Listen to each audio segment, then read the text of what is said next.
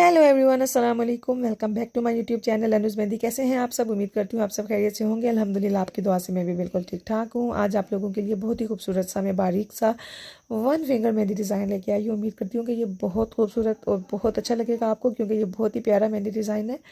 और अगर मेहंदी डिज़ाइन अच्छा लगे तो मुझे ज़रूर फीडबैक दीजिएगा और मुझे कमेंट बॉक्स में लाजमी बताइएगा कि आपको मेहंदी डिज़ाइन कैसा लगा है। इसके अलावा भी अगर आप कोई मेहंदी डिज़ाइन बनवाना चाहते हैं तो आप मुझे कमेंट बॉक्स में बताएं, इंशाल्लाह मैं आपके लिए वो भी बना दूंगी। और मेरे चैनल को विजिट करें, और भी आपको बहुत प्यारे प्यारे मेहंदी डिज़ाइन देखने को मिलते रहेंगे।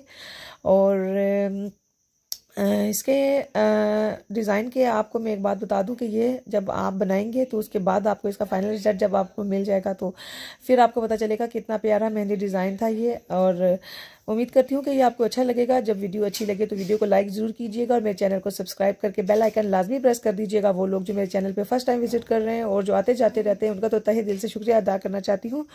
बस खुश रहें, आबाद रहें। इंशाल्लाह एक और अच्छे मेहंदी डिज़ाइन के साथ फिर हाजिर होती हूँ। तब तक के लिए अपना ख्याल रखें, मुझे दुआओं में याद रखें। टेक केयर, अल्लाह हाफिज़।